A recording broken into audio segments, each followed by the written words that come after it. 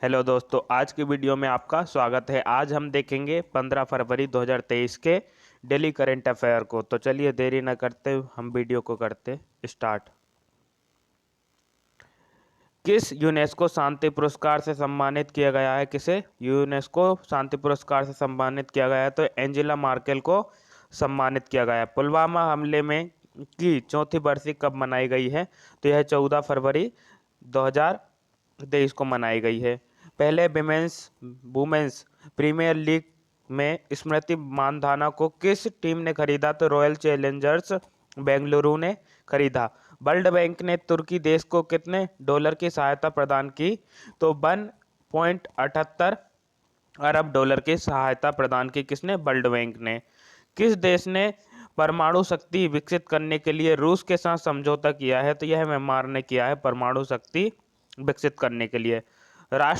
राष्ट्रीय संस्कृति महोत्सव 2023 कहाँ शुरू किया गया? तो यह मुंबई में शुरू किया गया राष्ट्रीय संस्कृति महोत्सव। 12वां विश्व हिंदी सम्मेलन कहाँ पर आयोजित किया गया? तो यह फिजी में किया गया 12वां विश्व हिंदी सम्मेलन। निकोस क्रिस्टोलेडिलाइड्स किस देश के नए राष्ट्रपति हैं? तो यह साइप्रस के राष्ट्रपति हैं। किस संस्था ने महामारी संधि का जीरो ड्राफ्ट लॉन्च किया है? तो यह WHO ने किया है। किस व्यक्ति ने global climate accelerator for women's 50 million launch किया है? तो हिलेरी क्लिंटन ने किया है। किसने अपनी पहली फॉर्मूला ई रेस जीती है? तो जीन एरिक वार्गन ने जीती है। इयोन मॉर्गन ने किस खेल के सभी प्रारूपों से संन्यास ले लिया है? तो यह क्रिकेट के सभी प्रारूपों से संन्यास ले लिया है। किसने? इयोन मॉर्गन ने। अंतर्राष्ट्रीय बाल कैंसर दिवस 15 फरवरी को मनाया जाता है। हर साल 15 फरवरी को अंतर्राष्ट्रीय बाल कैंसर दिवस मनाया जाता है। इसे ICCD के रूप में मनाया जाता है ताकि इस मुद्दे पर होने वाली बुराइयां और इससे निपटने के तरीकों के बारे में जागरूकता बढ़ाई जाए।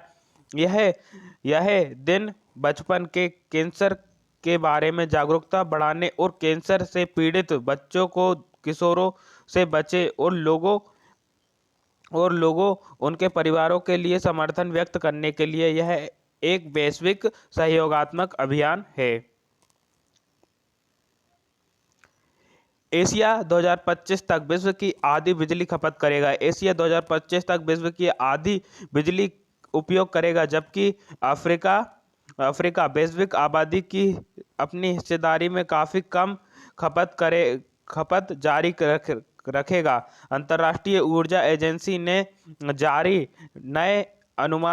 नए अनुमान से दावा किया कि भारत में 5.3% की सालाना दर से बढ़ रही है। बिजली की मांग 2022 में 8.4% पर पहुंच गई है। इसकी वजह से कोविड महामारी के बाद देश की मजबूत रिकवरी रही है। अंतर्राष्ट्रीय ऊर्जा एजेंसी ने अपनी नई रिपोर्ट में यह दावे किए हैं कि एजेंसी ने यह अनुमान जताया है कि साल 2023 से 2025 तक के बीच भारत में बिजली की मांग 5.6% सालाना दर से बढ़ रही है।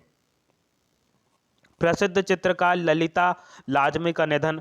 प्रसिद्ध चित्रकार ललिता लाजमी दिवंगत अभिनेता फिल्म निर्माता गुरुदत्त की बहन का 13 फरवरी को 19 वर्ष की आयु में निधन हो गया है। National gallery of modern art ने अपने निधन की खबर साझा की है।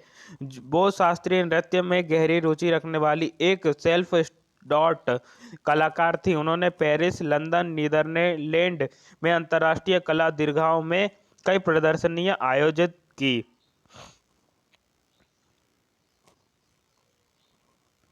केंद्र सरकार ने अवैध खनन पर अंकुश लगाने हेतु खनन प्रहरी मोबाइल ऐप लॉन्च किया। केंद्र सरकार ने 13 फरवरी को खनन प्रहरी मोबाइल ऐप और एक web app coal mine surveillance and management system launch किया है। इसमें अनाधिकृत कोयला खनन गतिविधियों की सूचना देने के लिए शुरू किया गया ताकि संबंधित कानून और व्यवस्था लागू करने वाले प्राधिकरण द्वारा निगरानी और उचित कार्रवाई की जा सके।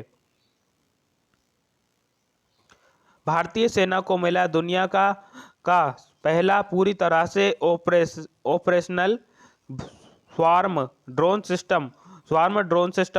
बेंगलुरु में स्थित स्टार्टअप न्यू स्पेस रिसर्च ने भारतीय सेना को स्वार्म ड्रोन वितरित किए, जो सेना को इस उच्च घनत्व वाले स्वार्म ड्रोन को संचालित करने वाला दुनिया का पहला प्रमुख सशस्त्र बल बनाता है। यह डिलीवरी संभवतः सैन्य अनुप्रयोगों के लिए दुनिया का पहला परिचालन और उच्च घनत्व वाला बार्मिंग यूएसए मानव रहित हवाई प्रणाली प्रेरण हो सकता है, खासकर यह देखते हुए कि दुनिया भर में अधिकांश झुंड ड्रोन अनुसंधान अभी तक संचालित नहीं हुआ है। आरबीआई ने नियामक चूक के लिए 2 संस्थाओं का पंजीकरण किया रद्द। भारतीय रिजर्व बैंक ने कहा है कि उसने पुणे स्थित कुडोस फाइनेंस एंड इन्वेस्टमेंट और मुंबई में स्थित क्रेडिट गेट का पंजीकरण रद्द कर दिया गया है। रिजर्व बैंक ने एक बयान में कहा है कि पंजीकरण प्रमाण पत्र रद्द होने के साथ साथ दोनों एनबीएफसी को किसी गैर बैंक वित्तीय संस्थान का कारोबार नहीं करना चाहिए। फीफा ने 2026 में विश्व कप अमेरिका, कनाडा और मेक्सिको के शामिल होने की पुष्टि कर रहा है। फीफा विश्व कप 2026 में मेक्सिको और कनाडा के साथ अमेरिकी पुरुष राष्ट्रीय टीम स्वचालित रूप से 2026 फीफा विश्व कप के लिए अर्हता प्राप्त करेगी। तीनों देशों ने संयुक्त उत्तर अमेरिकी बोली में विश्व कप की मेजबानी का उत्तर अधिकार जीता है। फीफा कप ने यह ऐतिहासिक रूप से मेजबान देशों को सामान्यतः योग्यता टूर्नामेंट से गुजरे विश्व कप में खेलने का अधिकार दिया है। हालांकि पहली बार जब फीफा कप को 3 मेजबान दावेदार को अलग करना पड़ेगा। टूर्नामेंट 2026 में 32 टीमों से बढ़ाकर 48 हो जाएगा। यह अन्य 3 क्वालिफाइंग के माध्यम से होगा। नमामि गंगे मिशन द्वितीय को 2026 तक 22,500 करोड़ रुपए के बजटीय परिव्यय के साथ मंजूरी दी गई है। नमामि गंगे कार्यक्रम की जरूरत और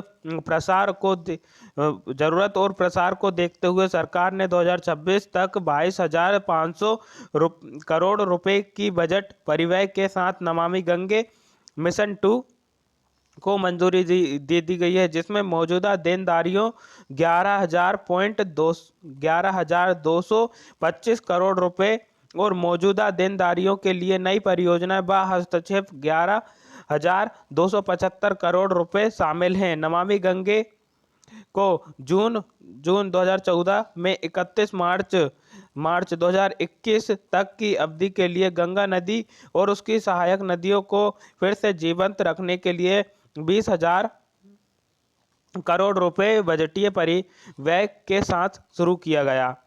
Paytm payments bank UPI light feature launch करने वाला भारत का पहला बैंक बन गया है। UPI light Paytm payments bank limited ने कई छोटे मूल्यों और यूपीआई लेनदेन के लिए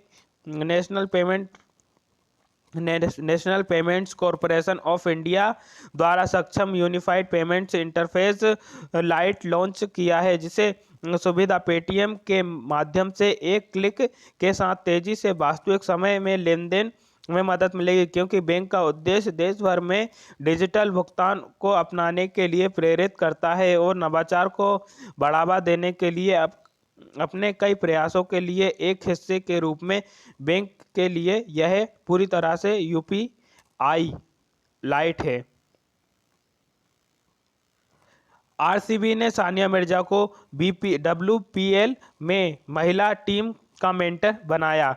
भारतीय टेनिस स्टार सानिया मिर्जा को महिला प्रीमियर लीग के रॉयल चैलेंजर्स बेंगलोर की टीम का मेंटर नियुक्त किया गया। आरसीबी विमेंस WPL की शुरुआत टूर्नामेंट के दूसरे दिन 5 मार्च को ब्रेबॉर्न स्टेडियम में दिल्ली के कैपिटल्स के खिलाफ करेगी। आरसीबी ने अपने पहले आधिकारिक ट्विटर हैंडल पे इसकी पुष्टि की है और आरसीबी के ट्विटर हैंडल पर लिखा है कि महिलाओं के लिए भारतीय खेलों में अग्रणी एक युवा आइकन जिसने पूरे करियर में निडर होकर खेला है और भारतीय बाधाओं को पार किया है, जो मैदान के अंदर और बाहर एक चैंपियन है।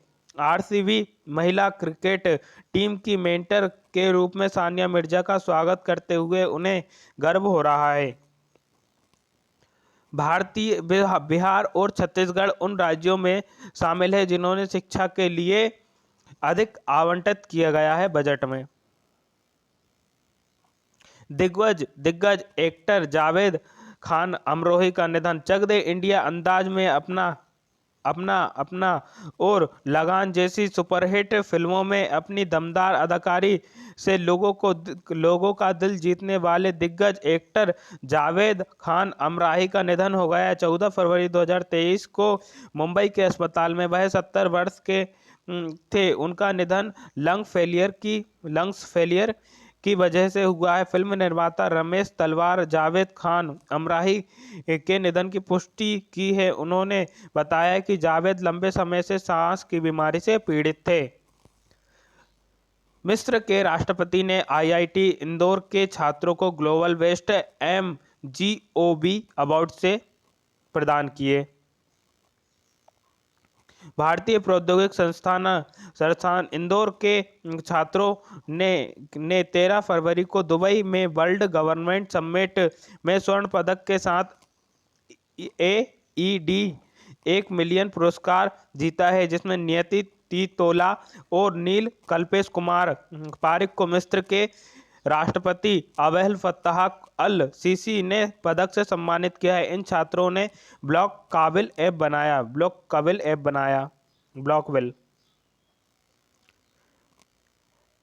केंद्रीय गृह मंत्री अमित शाह ने हरियाणा पुलिस को राष्ट्रपति का रंग भेंट किया। हरियाणा पुलिस को राष्ट्रपति रंग भेंट किया है। केंद्रीय गृह मंत्री अमित शाह ने हरियाणा पुलिस को उसकी असाधारण सेवा के लिए राष्ट्रपति रंग भेंट किया है और यह शाह ने करनाल के मधुबन में राष्ट्रीय पुलिस अकादमी में एक समारोह में राष्ट्रपति द्रौपदी मुर्मू जी को पुरस्कार प्रदान किया है। कार्यक्रम में अपनी टिप्पणी में शाह ने 2019 के पुलवामा हमले में शहीद उन लोगों को श्रद्धांजलि दी और उन्होंने कहा है कि शहीद केंद्रीय रिजर्व पुलिस बल के 40 जवानों के नाम भारत के रक्षा इतिहास में स्वर्णिम अक्षरों में लिखे जाएंगे। कोटा में विज्ञान केंद्र तारामंडल का किया गया निर्माण। राजस्थान के कोटा में विज्ञान केंद्र तारामंडल का निर्माण किया गया। यह विश्व के सर्वश्रेष्ठ विज्ञान केंद्रों और तारामंडलों में से एक है। इसके निर्माण पर 35 करोड़ 25 लाख रुपए खर्च किए जाएंगे। इसके लिए national council of science museum of Rajasthan के सरकारी विज्ञान तकनीकी विकास के लिए MOU पर हस्ताक्षर किए। साइंस सेंटर के निर्माण पर 25.5 करोड़ रुपए का खर्च होगा, जिसमें से 9.58 करोड़ रुपए केंद्र सरकार और 13.67 करोड़ रुपए राजस्थान सरकार प्रदान करेगी। तो दोस्तों, वीडियो पसंद आई हो तो वीडियो को लाइक, चैनल को सब्सक्राइब जरूर करें। वीडियो देखने के लिए आपका बहुत बहुत धन्यवाद। और आप लोग कमेंट नहीं करते हो, यह अच्छी बात नहीं है। कमेंट किया करो जिससे हमें मोटिवेशन मिलता रहे। Thank you.